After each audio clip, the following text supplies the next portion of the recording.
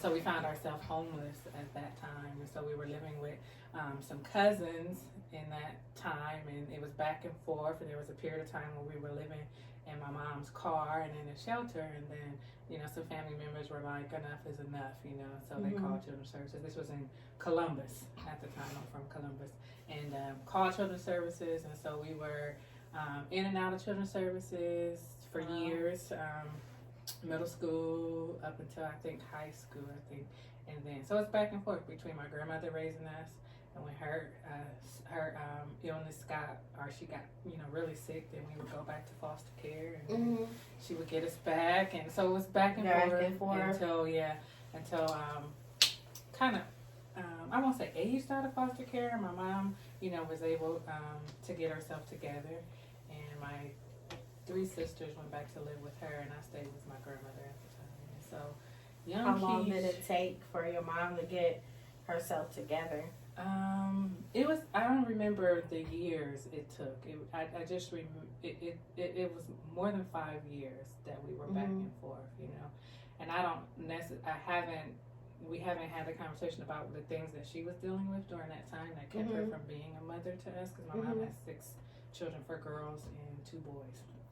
And so I don't know what those things were that she was dealing with at the time, but I know that I know she has a story, and I know that's what kept her from being a mother to us. Wow. So with you going through the foster care process, going from your grandmother's house and back and forth, did you find it affecting you in your personal life as far as your growth? Yes, it always. So when we grow up and without the relationships of our parents, our mother and our father, because that's our first introduction to relationships, right? Yes. And when we grow up with that relationship broken, then it affects any other relationship that comes after, right? So I was telling you before we start recording how I was a people pleaser, right? Yes. Because growing up without my mom and my father's attention, I wanted the attention of anybody. I want everybody to like me and to everyone to get along and want me to be in their lives, right? Right. So certainly it affected me then, and it's still something that I deal with and struggle with today. Knowing where it comes from and just accepting it for what it is and dealing with it. Wow. Yeah. So how are you working on that, on being a people pleaser? What are things that you're doing to avoid that process of you growing out of it? So I probably need to sit on somebody's couch, but I'm just kidding. But to be very honest, we all do. I think it's always healthy, right? Yeah.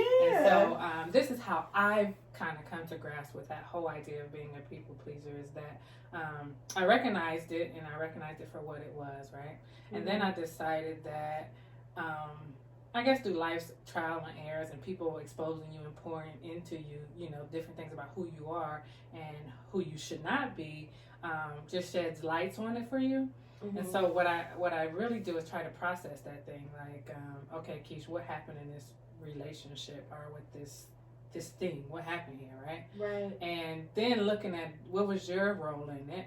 Even if it was 1%, you had a role in it, right? And then being okay with, actually owning your role, and then being okay with whatever happens with the relationship after that, knowing that maybe I did something, maybe I didn't, and if this relationship ends or, this person doesn't want me around, being okay with it. So I struggle with it. It's something I struggle with all the time. Like, I want to fix the broken relationship right away, and it's like sometimes that relationship may need some time. Maybe that relationship needs to end, right, Kesh? But you got to be okay with it, right? Yes. Yeah. So I try to process it more than anything. I try to process it. I think one of the first steps is noticing it.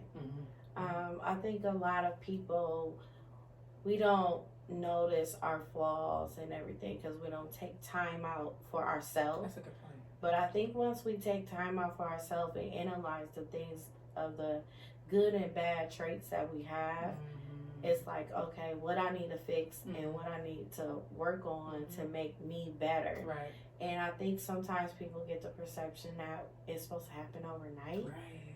And no, we're not supposed to get better overnight. Nothing happens overnight, right? No, absolutely not. If you get yourself together overnight, something ain't right. Right. Or we can question whether you are together. Right? Yeah, you be like, wait a minute. You know, it's because we just go through a lot of phases in life. It's life. Yeah, that's true. You know what I'm saying? That's It's true. just, I don't know. It's just, we just have to always find our purpose in things. Do you find yourself doing that in relationships? So I don't have a whole lot of, so what are we talking about, like girlfriend relationships? Girlfriend relationships and male relationships. Yes. Well, let me speak about girlfriend relationships first. So I've had, I had a good circle of friends, right? Mm-hmm. Even friends that are like, from high school to now, and they're like, how could you be her friend? She was such and such and such and such. She was this. And it's like, you don't really know her though. This is the great side of who she is, right? Right. And so we've since then, well, we're not friends now, right? And I find myself sometimes being like, I should call her, I should reach out to her, or I should, never having even discussed what the issue was between us. But I feel this tug like, I should call her, just trying to people pleaser in me. Make that peace. Yes. And it's but this, and I, to be very honest, I think it was a relationship that was supposed to end, right? But I try to find myself like, oh, maybe I should call her, reach out to her. Or another friend who we, again in high school, we were great friends, and then I called her, and there was nothing. I'm like, well, what happened? Right. What happened? And so I'm talking to one of our mutual friends on the phone, and she's like, no, Kesh, you did. You said. She said, I don't understand why she mad at you. She should really be mad at me. And I'm like, okay, so maybe that's another relationship that just needed to end, and I'm still trying to find. I think sometimes in certain situations when one person of a crew, when they fall out with one person, it makes us uncomfortable to be friends with everyone still, because you still associate yourself with them. So it's like you just gain peace and separate yourself from everyone. Yeah. I'm that person. I'm that person. It's like, I don't know. I just be feeling that way. Sometimes I shouldn't do it, but sometimes I know it's best. Yeah, sure. For me to do it.